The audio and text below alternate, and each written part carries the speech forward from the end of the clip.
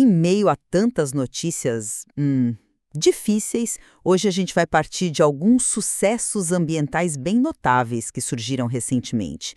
Temos o retorno das baleias azuis a Seychelles, de onde elas tinham sido praticamente dizimadas. Temos a confirmação por um relatório da Organização Meteorológica Mundial de que a camada de ozônio está de fato se recuperando. E temos uma campanha, impressionante de reflorestamento em Burkina Faso. São vitórias reais. Vitórias que nos forçam a fazer uma pergunta fundamental, né? Olhando para esses três casos, o que eles nos dizem sobre como a recuperação ambiental realmente acontece?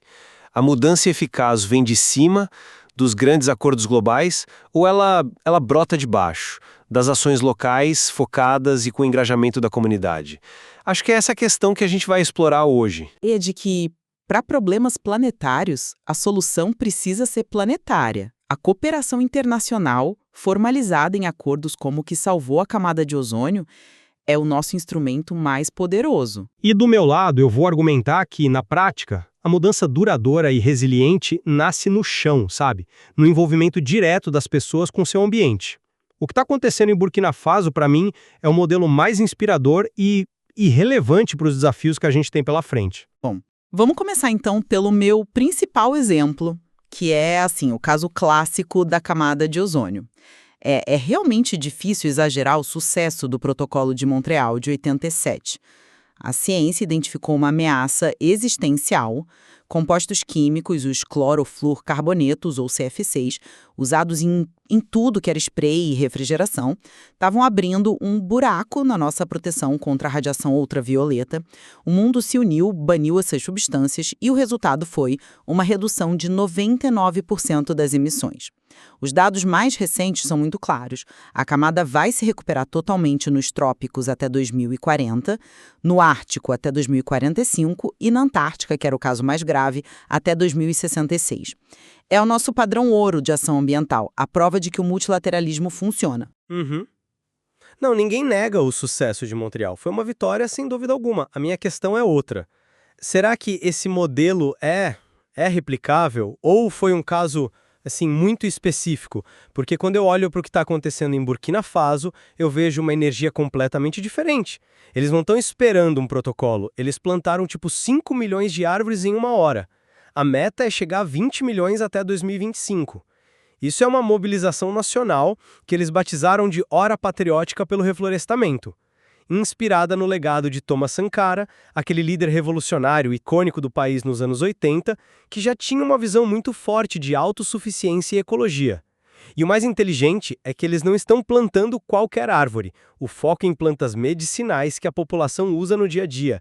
Eles estão conectando diretamente a resiliência climática com a saúde e economia local. Isso gera um tipo de engajamento que nenhum tratado assinado em Genebra consegue comprar. Mas aí você está comparando duas escalas de problema que são diferentes. Vamos pegar o caso das baleias azuis nas Seychelles. É uma história linda, claro, mas por que ela foi possível? Porque existe uma proibição internacional da caça comercial de baleias. Sem essa estrutura global, a ação local de Seychelles de proteger 400 mil quilômetros quadrados de suas águas seria em vão. As baleias seriam caçadas no momento em que saíssem daquela área protegida. A ação local só funciona porque existe toda uma estrutura de proteção global por trás, que dá a ela uma chance de funcionar. O global cria a condição de possibilidade para o local. Espera aí, mas essa proibição internacional não é de hoje, ela já tem décadas. Se fosse só por isso, por que as baleias não voltaram antes? Para mim, o que realmente virou o jogo foi a ação específica de Seychelles. O que eles fizeram de diferente nos últimos anos que finalmente ativou esse potencial que estava adormecido? Eles criaram o que os cientistas chamam de refúgio tranquilo. Reduziram o tráfego de navios naquela área e por que isso é tão importante? Porque o ruído dos motores interfere diretamente na comunicação das baleias, que usam o som para navegar, para se alimentar e, o que é crucial, para se reproduzir. Ao criar silêncio acústico, Seychelles não apenas protegeu uma área no mapa, restaurou um ambiente sensorial que as baleias precisam para prosperar. As gravações subaquáticas mostram o canto dos machos por meses. Elas não estão só passando, sabe? Elas estão ficando, provavelmente se reproduzindo. O acordo global deixou a porta aberta, mas foi a chave local que gerou a fechadura. É um ótimo ponto, mas isso me leva de volta à questão da escala e da replicabilidade. O modelo de Montreal, mesmo sendo dos anos 80, nos deu um precedente. Ele provou que a humanidade é capaz de se organizar para resolver uma ameaça ambiental global. É a nossa única prova cabal de que isso é possível. Ignorar esse farol para enfrentar crises ainda maiores, como a mudança climática, seria um erro estratégico imenso, né? É a demonstração de que a cooperação global não é uma utopia, é uma ferramenta testada e aprovada. Não estou convencido de que essa ferramenta seja tão universal. O problema do ozônio, que hoje parece simples, tinha uma vantagem crucial. A solução era, tecnologicamente e economicamente, viável para um pequeno número de indústrias químicas, que inclusive patentearam e lucraram com as alternativas aos CFCs. Foi um modelo de sucesso, sim, mas um sucesso de nicho. Comparar isso com a descarbonização da economia global, que afeta cada aspecto da nossa vida, da energia e agricultura, é como comparar uma cirurgia de apêndice com um transplante de corpo inteiro. A complexidade é outra.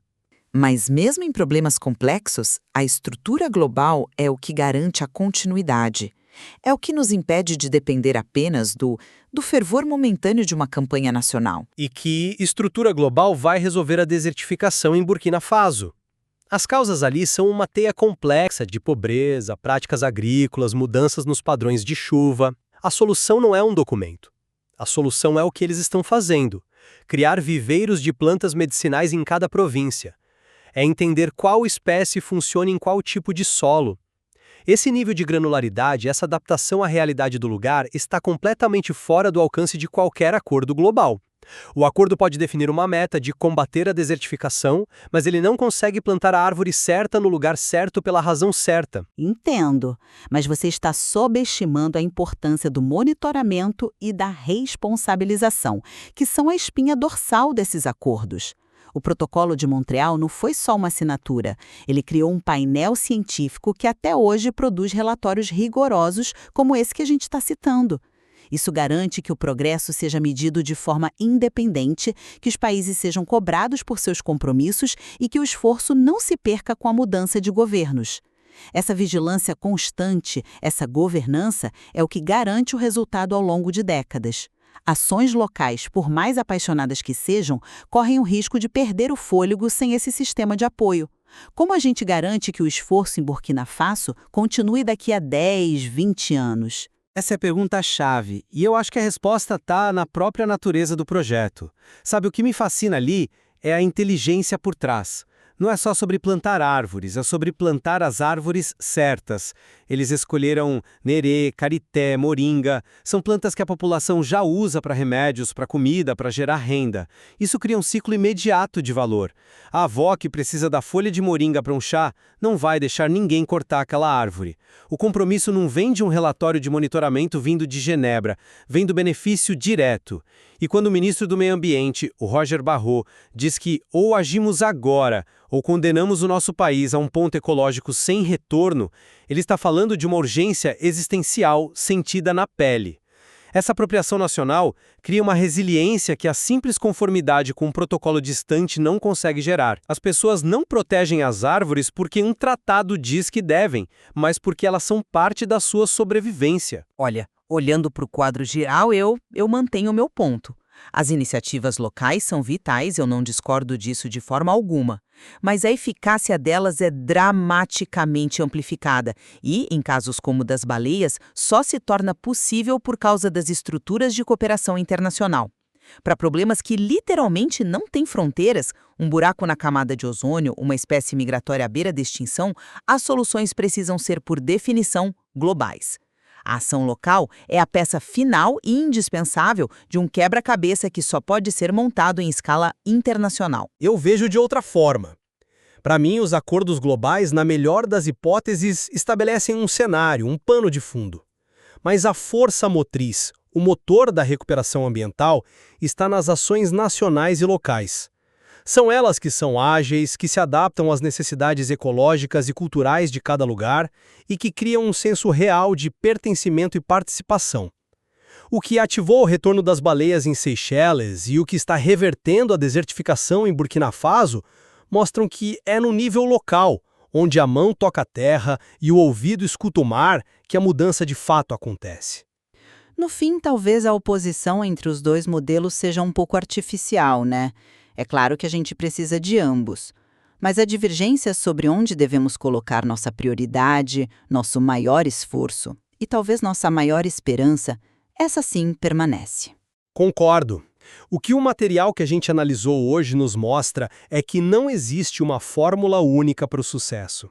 Existem diferentes caminhos, e talvez a lição seja que precisamos ser mais sofisticados na nossa abordagem, entendendo quando um tratado global é a ferramenta certa e quando uma mobilização comunitária é a única resposta possível. A reflexão sobre qual estratégia é mais promissora para os desafios que ainda temos pela frente, bom, ela fica aberta.